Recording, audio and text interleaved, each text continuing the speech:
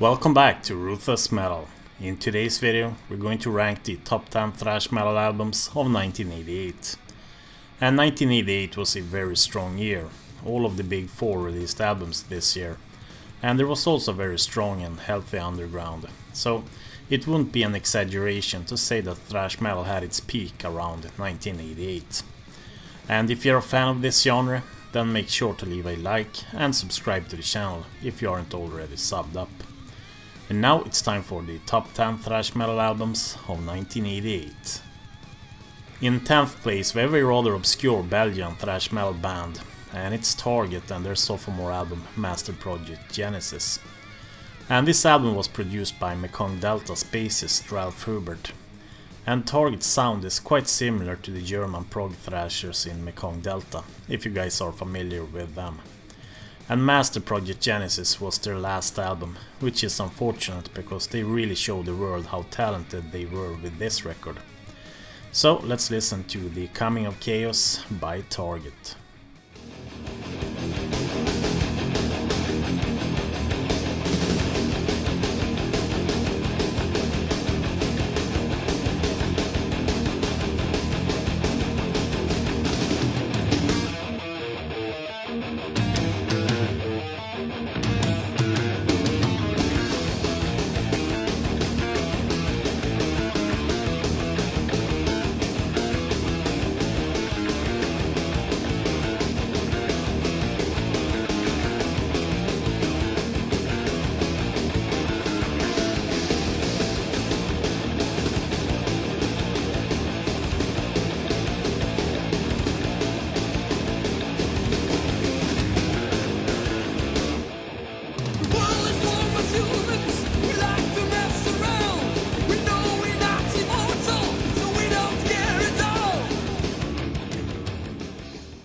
In 9th place we have the Swedish thrash metal band Agony and their only full-length release called The First Defiance. And this album reminds me a bit of Testament due to how skillful they were at handling their instruments. And I hold this one as one of the best Scandinavian thrash metal albums. So let's listen to Storm of the Apocalypse by Agony.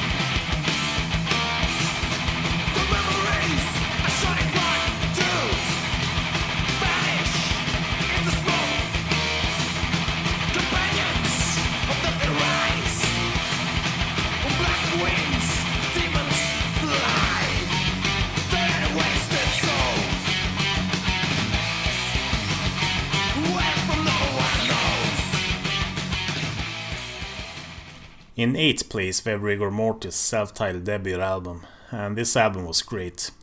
But their guitarist Mike Scaccia and vocalist Bruce Corbett passed away in 2012 and 2019. So rest in peace to them. And now it's time to spin Bodily Dismemberment by Rigor Mortis.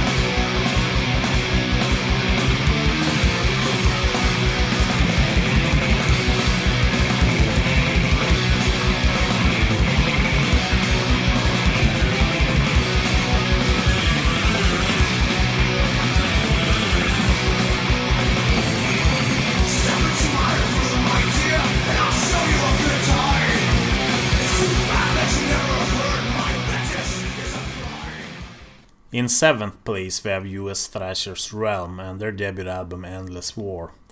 And one could describe their music as technical power thrash, brilliant and very underrated stuff. So let's spin Endless War by Realm.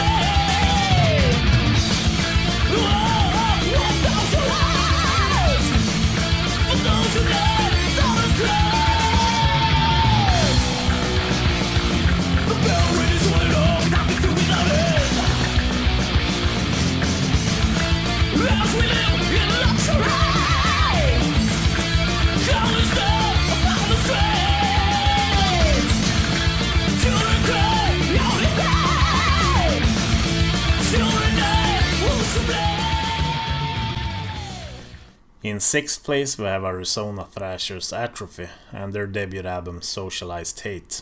And these guys sounded a bit like an American version of the German thrashers Destruction.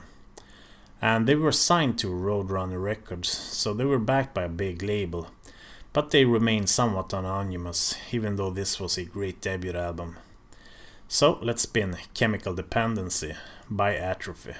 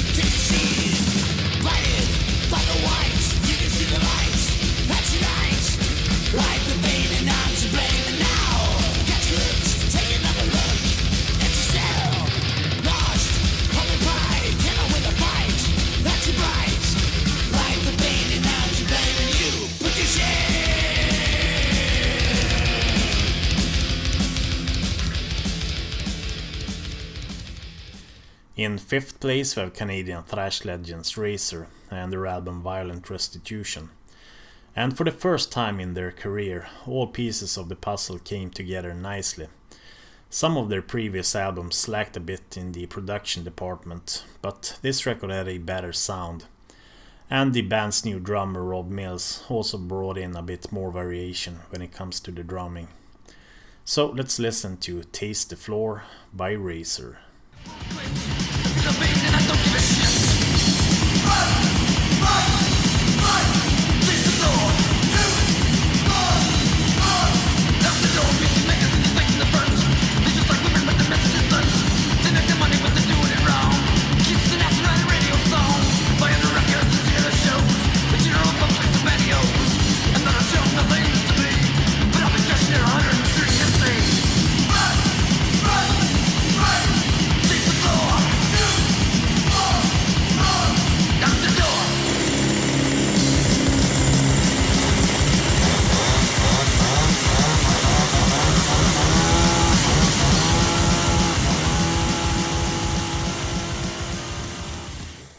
In 4th place we have Testament's sophomore studio album The New Order. And this album together with their debut album is in my opinion their two best records. And there might be a few fillers towards the end of this album, but incredible songs like Eerie Inhabitants, The New Order, Disciples of the Watch, Trial by Fire and Into the Pit surely makes up for it. So here is Into the Pit by Testament.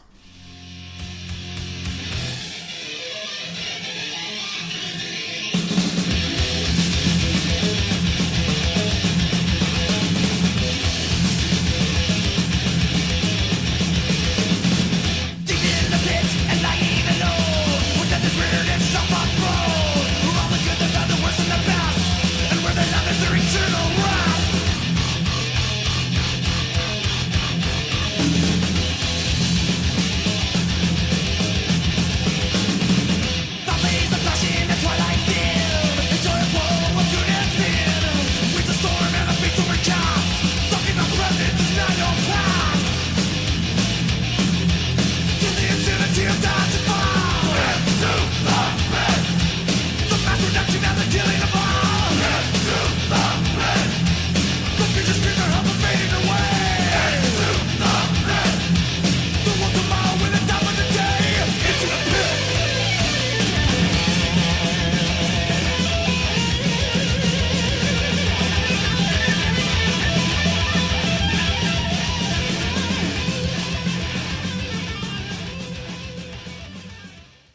In third place we have the Swiss techno thrashers Coroner and the album Punishment for Decadence. And just like the last time, they ended up in third place on my list. And songs like Absorbed, Masked Jackal and Arclight are legendary. So let's listen to Masked Jackal by Coroner.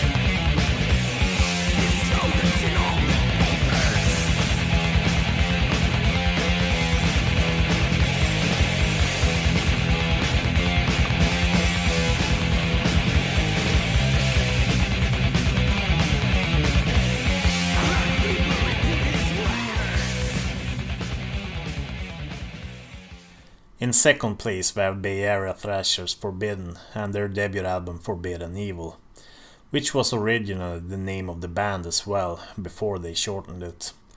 And this album is very fast, but it also has some crunch and even some melodies. And I also like the more traditional heavy metal vocals by Russ Anderson. He has one of the most powerful falsettos in this genre. And this is, in my opinion, one of the best debut albums in thrash. So let's listen to Through the Eyes of Glass by Forbidden.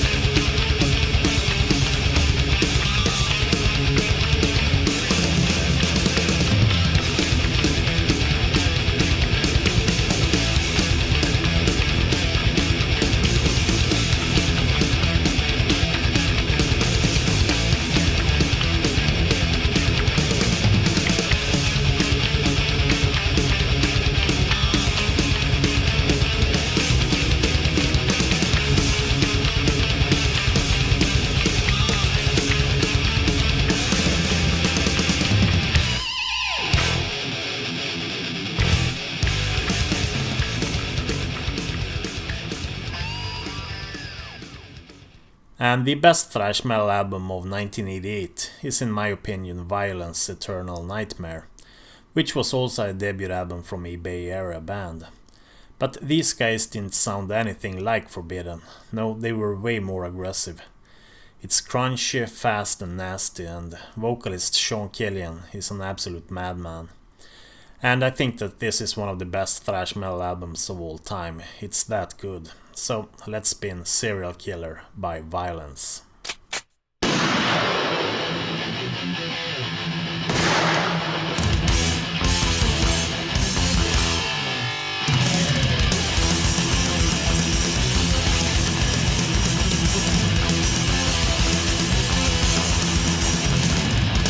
The thrill of a kill, the thrill of my victims. I'm crossing the story, the will. Imagine I'm figure of speech. My mind is locked in eternity out of my reach. Riches, indicate, start to be justice with no love in your face. Death, a glam your death. The body's devoured and pulled up with the women you killed. Don't be alive, the misery you kill. I'm gonna bury you today. No family, no feel, no roses, just silence, he'll say.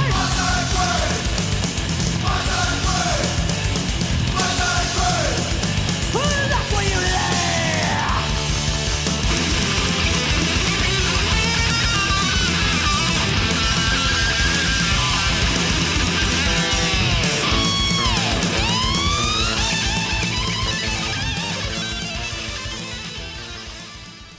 So let's summarize 1988. It was definitely a strong year.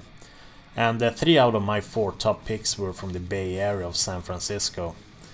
And I also asked you guys for your top 10 thrash metal albums of 1988. And this is what you guys voted for. You guys chose all of the big 4, which all ended up outside my top 10 this year.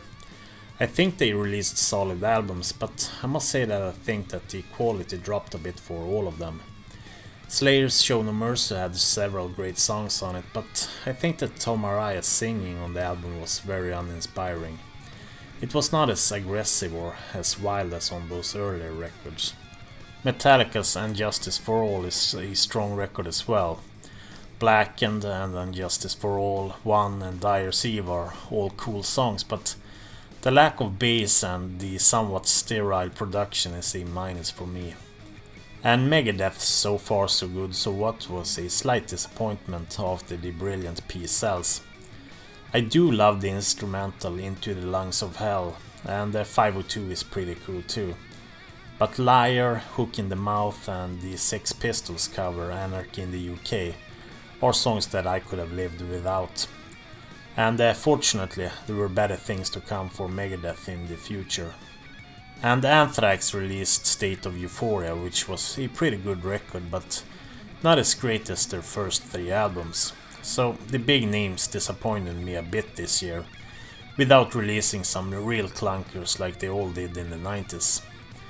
And you guys also voted in Voivod, Overkill and Sadus, bands that all released great albums this year. And here are some honorable mentions from 1988.